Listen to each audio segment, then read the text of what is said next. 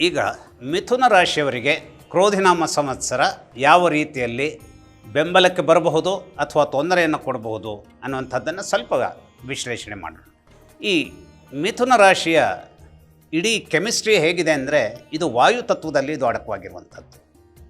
ವಾಯು ತತ್ವದಲ್ಲಿ ಅಡಕವಾಗಿರುವಂಥ ಮಿಥುನ ರಾಶಿಯ ಯಜಮಾನ ಬುಧ. ಈ ಕ್ರೋಧಿನಾಮ ಸಂವತ್ಸರದ ಯಜಮಾನ ಯಾರು? ಮಂಗಳ, ಬೆಂಕಿ. ಹಾಗಾಗಿ ಬೆಂಕಿಯನ್ನು ಇನ್ನಿಷ್ಟು ಪ್ರಖರಗೊಳಿಸುವಂತಹ ಒಂದು ಸಾಧ್ಯತೆ ಅಥವಾ ಆ ಒಂದು ಸಾಧ್ಯತೆಯ ಮೂಲಕವಾದಂತಹ ಪರಿತಾಪ ಮಿಥುನ ರಾಶಿಯವರು ಹೊಂದಲಿಕ್ಕೆ ಸಾಧ್ಯವಾಗುವಂಥ ಒಂದು ವಿಚಾರ ಇಲ್ಲಿ ಹೆಚ್ಚಿನ ಪ್ರಮಾಣದಲ್ಲಿ ಕಾಣಿಸ್ಕೊಡೋದಕ್ಕೆ ಅವಕಾಶ ಇದೆ. ಆದರೆ ಇವರ ತಪ್ಪಿನ ಮೂಲಕವಾಗಿಯೇ ಬೆಂಕಿಯನ್ನು ಪ್ರಖರಗೊಳಿಸಿಕೊಡಬಹುದಾದಂಥ ಒಂದು ಸಂದರ್ಭ ಇದೆ ಅಂತಾದರೂ ಕೂಡ ಒಂದನ್ನು ಗಮನ ಇಟ್ಕೊಳ್ಬೇಕು. ಈ ಮನೆಯ ಯಜಮಾನ ಅವನು ಬುಧ. ಬುಧ ಯಾವಾಗಲೂ ಉತ್ಪಾತರೂಪಿ ಜಗತಾಂ ಚಂದ್ರಪುತ್ರೋ ಮಹಾದ್ಯುತಿ ಸೂರ್ಯಪ್ರಿಯಕರೋ ವಿದ್ವಾನ್. ಸೂರ್ಯನಿಗೆ ಪ್ರಿಯಕರನಾದವನು. ನಾವು ಸೂರ್ಯನನ್ನು ಏನಂತ ಬಿಡ್ತೇವೆ? ಧಿಯೋ ಯೋನ ಪ್ರಚೋದಯಾತ್. ನಮಗೆ ಬುದ್ಧಿಯನ್ನು ಕೊಡು, ನಮ್ಮ ಬುದ್ಧಿಯನ್ನು ಪ್ರಚೋದಿಸು, ಇದಕ್ಕೊಂದು ಶಾರ್ಪ್ನೆಸ್ ಕೊಡು. ಇಂತಹ ಬುದ್ಧಿಗೆ ಬೌದ್ಧಿಕವಾದಂಥ ರೀತಿ ನೀತಿಗಳಿಗೆ ಶಾರ್ಪ್ನೆಸ್ಸನ್ನು ಕೊಡುವಂಥ ಸೂರ್ಯನ ಅತ್ಯಂತ ಆಪ್ತ ಮಿತ್ರ ಇದು. ಹಾಗಾಗಿ ಬುಧನ ಒಂದು ಲೆವೆಲ್ ಹೇಗೆ ಅಂದರೆ, ಬೌದ್ಧಿಕವಾಗಿ ತನ್ನ ಶ್ರೀಮಂತಿಕೆಯನ್ನು ಪ್ರದರ್ಶಿಸಲಿಕ್ಕೆ ಅವಕಾಶವಾಗುವಂತಹ ಸುಹಾಸಕರತೆಯನ್ನು ಬುಧ ಒದಗಿಸ್ತಾನೆ. ಆಗ ಆ ಬೌದ್ಧಿಕವಾದ ಸುಹಾಸಕರತೆ ಅಥವಾ ಪ್ರಖರತೆ ಇದೆ ನಮ್ಮಲ್ಲಿ ಅಂತಾದರೆ ಎಂತಹ ಬೆಂಕಿಯನ್ನು ಕೂಡ ನಾವು ಎದುರಿಸಬಹುದು. ಎಂತಹ ಎತ್ತರವಾದ ಪರ್ವತವನ್ನು ಕೂಡ ನಾವು ಏನು ಮಾಡಬಹುದು? ಏರಬಹುದು. ಎಂತಹ ಆಳವಾದ ನೀರಿನಲ್ಲೂ ಕೂಡ ನಾವು ಈಜಾಡಬಹುದು. ಆದರೆ ನಮ್ಮ ಬೌದ್ಧಿಕ ಆ ಒಂದು ಶಕ್ತಿಯನ್ನು ನಾವು ವಿಸ್ಮೃತಿಗೆ ಒಳಪಡಿಸುವಂತಹ, ಇದರ ಅರ್ಥ ಏನು? ಯಾರನ್ನು ಉದ್ರೇಕಿಸುವಂಥ ಕೆಲಸವನ್ನು ಇವರು ಮಾಡಬಾರ್ದು.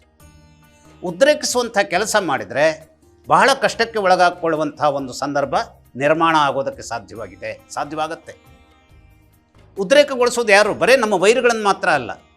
ಬುಧನಿಗೆ ಮತ್ತು ಮಂಗಳನಿಗೆ ಹೊಂದಾಣಿಕೆ ಕೂಡಿ ಬರೋದಿಲ್ಲ. ಆದರೆ ಯಾವನು ಈ ಕ್ರೋಧಿನಾಮ ಸಂವತ್ಸರದ ಏನು ಮಂತ್ರಿ ಇದ್ದಾನೆ, ಆ ಮಂತ್ರಿಯಾದಂಥ ಶನೈಶ್ಚರ ಬುಧನಿಗೆ ಬಹಳ ಆಪ್ತ. ಬುಧನಿಗೆ ಒದಗಿಸಬೇಕಾದಂಥ ಅಂದರೆ ಏನು?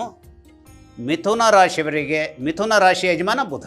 ಹಾಗಾಗಿ ಮಿಥುನ ರಾಶಿಯವರಿಗೆ ಭಾಗ್ಯದ ಮನೆಯ ಯಜಮಾನಾದಂತಹ ಶನೈಶ್ಚರ ಅವನೇ ಈ ವರ್ಷದ ಮುಖ್ಯಮಂತ್ರಿತ್ವವನ್ನು ಹೊಂದಿದವನಾಗಿರೋದರಿಂದ ಎಲ್ಲ ರೀತಿಯ ಭಾಗ್ಯಗಳನ್ನು, ಯಾಕೆಂದರೆ ಈ ಮಿಥುನ ರಾಶಿಯವರಿಗೆ ಭಾಗ್ಯದ ಮನೆಯ ಯಜಮಾನ ಶನೈಶ್ಚರ, ಅಂದರೆ ಕುಂಭ ಇವರಿಗೆ ಭಾಗ್ಯ.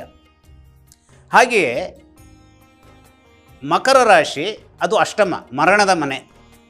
ಹಾಗಾಗಿ ಆರೋಗ್ಯದಲ್ಲೂ ಕೂಡ ಚೈತನ್ಯವನ್ನು ಹೊಂದಿರಲಿಕ್ಕೆ ಸಾಧ್ಯವಾದಂಥ ಅದ್ಭುತವಾದಂಥ ವರ್ಷ. ಯಾವುದೋ ಒಂದು ದೈಹಿಕ ಕಾಯಿಲೆ ಇದನ್ನು ನಿವಾರಿಸೋದಕ್ಕೆ ಸಾಧ್ಯವೇ ಇಲ್ಲೇನೋ ಅಂತ ತಿಳ್ಕೊಂಡಂತಹ ಸಂದರ್ಭದಲ್ಲೂ ಕೂಡ ಅಂತಹ ದೈಹಿಕ ಕಾಯಿಲೆಯನ್ನು ದೂರ ಮಾಡಿಕೊಳ್ಳಿಕ್ಕೆ ಅನುಕೂಲವಾಗುವಂಥ ಒಂದು ಸುಸಂದರ್ಭ. ಆದರೆ ಏನು ಮಾಡಬೇಕು? ನಾನು ಬೌದ್ಧಿಕವಾಗಿ ಗಟ್ಟಿಯಾಗಿದ್ದೇನೆ ಅಂತ ಯಾರನ್ನು ಅವಗಣನೆಗೆ ನಾವು ತುತ್ತು ಮಾಡಬಾರ್ದು, ಅಥವಾ ಅವರನ್ನು ಉದ್ರೇಕಿಸುವಂಥ ವಿಚಾರ ಮಾಡಬಾರ್ದು. ಅವರನ್ನು ನಾವು ಎದುರು ಹಾಕ್ಕೊಂಡಷ್ಟು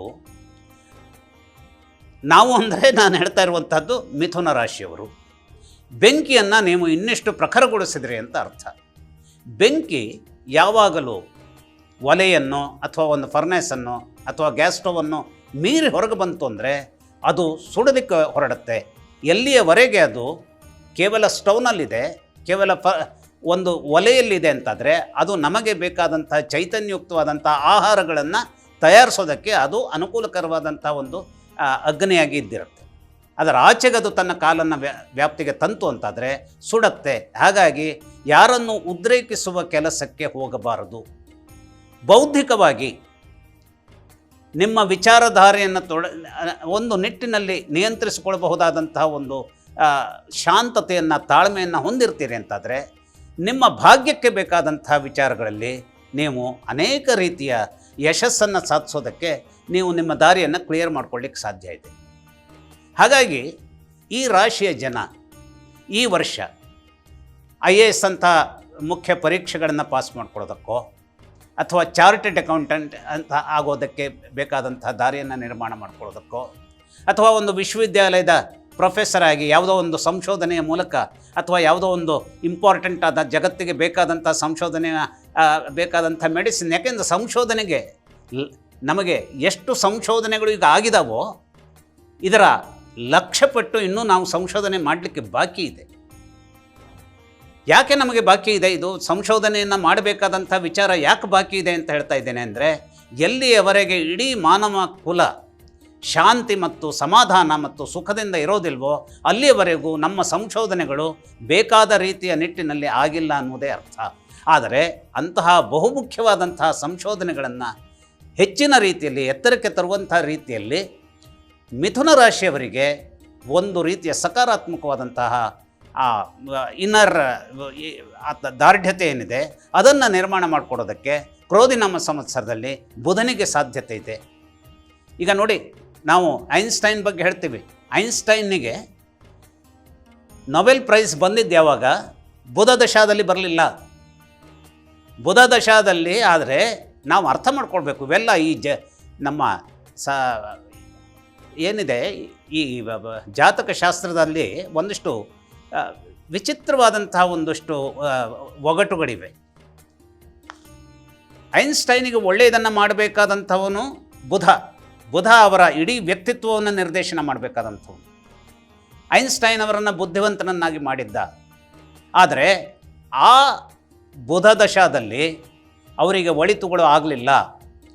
ಬಹಳಷ್ಟು ಅವರು ಸಂಶೋಧನೆಗಾಗಿ ತಮ್ಮ ಆ ಒಂದು ಜೀವಿತದ ಆ ಒಂದು 17 ವರ್ಷವನ್ನು ಅವರು ಏನು ಮಾಡಿದ್ರು, ತೊಡಗಿಸ್ಕೊಂಡ್ರು. ಸಂಶೋಧನೆ ಮಾಡುವಾಗ ನಾವು ಸಂಶೋಧನೆಯನ್ನು ಮಾಡುವ ಕಾರಣಕ್ಕಾಗಿ ಹುಚ್ಚರಾಗಬೇಕಾಗತ್ತೆ. ಆಗ ಹಣ ಬರ್ತದೋ ಇಲ್ಲೋ ಅಥವಾ ಏನಾಗಬಹುದು, ಊಟ ಇದೆಯೋ ಇಲ್ಲೋ ಅದಲ್ಲ, ನನಗೆ ಯಶಸ್ಸು ಬೇಕು. ಆದರೆ ಈ 17 ವರ್ಷಗಳ ನಿರಂತರವಾದಂತಹ ಒಂದು ಸಂಶೋಧನೆಯ ವಿಚಾರ ಎಲ್ಲಿ ಇವರಿಗೆ ಒದಗಿ ಬಂತು ಒಳ್ಳೆಯದಾಗಿ ಅಂತಂದರೆ, ಅದರ ಮುಂದಿನ ಕೇತು ದಶಾದಲ್ಲಿ ಒದಗಿ ಬಂತು. ಅಂದರೆ ನಾವು ತೆಂಗಿನ ಮರವನ್ನು 5 ವರ್ಷದ ನಂತರದಲ್ಲಿ ಫಲ ಪಡಿಬಹುದು, ಆದರೆ ಅದಕ್ಕೆ ಬೇಕಾದಂತಹ ಒಂದು ತೆಂಗನ್ನು ನಾವು ಭೂಮಿಯಲ್ಲಿ ನೆಡಬೇಕಾದಂಥ ವಿಚಾರ ಏನಾಗಬೇಕಾಗತ್ತೆ, ಇವತ್ತಾಗಬೇಕಾಗತ್ತೆ. ಹಾಗಾಗಿ 1900 ಈ ಒಂದು ಕ್ರೋಧಿನಾಮ ಸಂವತ್ಸರದ ಸಂದರ್ಭ ಏನಿದೆ, ಈ ವರ್ಷದಲ್ಲಿ ಮಾಡಿದಂತಹ ಅನೇಕ ಉತ್ತಮವಾದಂಥ ನಿಮ್ಮ ಸಂಶೋಧನೆ ಅಥವಾ ಉತ್ತಮವಾದ ಯಾವುದೇ ಕೆಲಸಗಳಿರಲಿ, ಅದು ಮುಂದಿನ ವಿಶ್ವಾವಸು ಸಂವತ್ಸರದಲ್ಲಿ ನಿಮಗೆ ಫಲವನ್ನು ಕೊಡೋದಕ್ಕೆ ತನ್ನದೇ ಆದಂಥ ವಿಶಿಷ್ಟವಾದಂಥ ಶಕ್ತಿಯನ್ನು ಅದು ಪಡ್ಕೊಳುತ್ತೆ. ಹಾಗಾಗಿ ನಾವು ಬರೀ ಇವತ್ತನ್ನು ಮಾತ್ರ ನೋಡಬಾರ್ದು. ಇವತ್ತು ನಾವು ಸೋತವು ಅಂತ ಅನಿಸಿದರೂ ಕೂಡ ನಾಳೆಯ ಗೆಲುವಿಗೆ ಬೇಕಾದಂತಹ ಹೆಬ್ಬಾಗಿಲನ್ನು ಅದು ತೆರೆದುಕೊಡುತ್ತೆ ಅನ್ನುವಂಥದ್ದನ್ನು ನಾವು ಗಟ್ಟಿಯಾಗಿ ನಂಬಿರಬೇಕು. ಈ ಮಿಥುನ ರಾಶಿಯವರು ಹಾಗಾಗಿ ಕ್ರೋಧಿನಾಮ ಸಂವತ್ಸರದಲ್ಲಿ ಮಂಗಳನ ಮೂಲಕವಾಗಿ ಅಷ್ಟೊಂದು ರೀತಿಯ ಸಮಾಧಾನಕರವಾದಂತಹ ಯಶಸ್ಸನ್ನು ಪಡೆಯದೇ ಹೋದರೂ ಕೂಡ ಇವರ ಈ ಒಂದು ನೆಲೆಯಲ್ಲಿನ ಅವರ ಈ ವರ್ಷದ ವೈಫಲ್ಯಗಳು ಇದ್ದರೂ ಕೂಡ ಈ ವೈಫಲ್ಯಗಳೆಲ್ಲವೂ, ಈ ವಿಕೃತಿಗಳೆಲ್ಲವೂ ಒಗ್ಗೂಡಿ ಬರುವ ವರ್ಷದ ಆಕೃತಿಯಾಗಿ ಇವರನ್ನು ಸಂವೇದಿಸಲಿಕ್ಕೆ, ಇವರಿಗೆ ಒಳಿತನ್ನು ತಂದುಕೊಡೋದಕ್ಕೆ, ಎಲ್ಲಿ ಇದ್ದಾರೆಯೋ ಅಲ್ಲಿಂದ ಮೇಲೆತ್ತಿ ಜಿಗಿಯೋದಕ್ಕೆ ಅವಕಾಶವನ್ನು ಖಂಡಿತವಾಗಿ ಮಾಡಿಕೊಡುತ್ತೆ. ಯಾಕೆ ಅಂತಂದರೆ, ಬರೇ ಮಂಗಳನ ವಿಚಾರದಿಂದ ಕೆಟ್ಟದ್ದಾಯಿತು ಅಂತಾದರೂ ಕೂಡ ಇವತ್ತಿನ ಸಂದರ್ಭದಲ್ಲಿ ಈ ಬುಧನ ಹಿರಿತನದ ಮಿಥುನ ರಾಶಿಯವರಿಗೆ ಶನೈಶ್ಚರನ ಭಾಗ್ಯದ ಸಂದರ್ಭ ಬಹಳ ಅದ್ಭುತವಾಗಿರೋದ್ರಿಂದ ಇವತ್ತಿನ ಆ ಎಲ್ಲವೂ ಅಡಿಗೆಗಾಗಿ ನಾವು ಹಾಕಿದಂತಹ ಎಲ್ಲ ಇಂಗ್ರೀಡಿಯೆಂಟ್ಸ್ ಏನಿದೆ ಅದು ಸೊಗಸಾದ ರೀತಿಯ ಒಂದು ಅಡಿಗೆಯಾಗಿ ಒಂದು ತನ್ನ ಪೂರ್ಣತ್ವವನ್ನು ಪಡ್ಕೊಳ್ಳೋದಕ್ಕೆ ಆ ಮುಂದಿನ ವಿಶ್ವಾವಸು ಸಂವತ್ಸರದಲ್ಲಿ ಅದು ರೆಡಿಯಾಗಿ ನಿಂತುಕೊಳ್ಳುತ್ತೆ.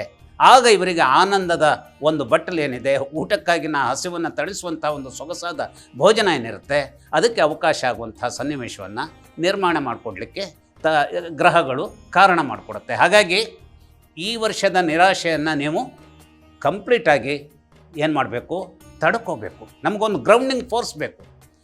ಆ ಗ್ರೌಂಡಿಂಗ್ ಮಾಡಿಕೊಡುವಂಥ ಶಕ್ತಿಯನ್ನು ನಾವು ಪಡೆದರೆ, ತಾಳ್ಮೆಯನ್ನು ಹೊಂದದಂಥ ಶಕ್ತಿಯನ್ನು ಪಡೆದರೆ ಖಂಡಿತವಾಗಿ ಒಳಿತುಗಳಿಗೆ ಬುಧ ತನ್ನದೇ ಆದಂಥ ಶಕ್ತಿಯನ್ನು ಪಡ್ಕೊಳ್ತಾನೆ.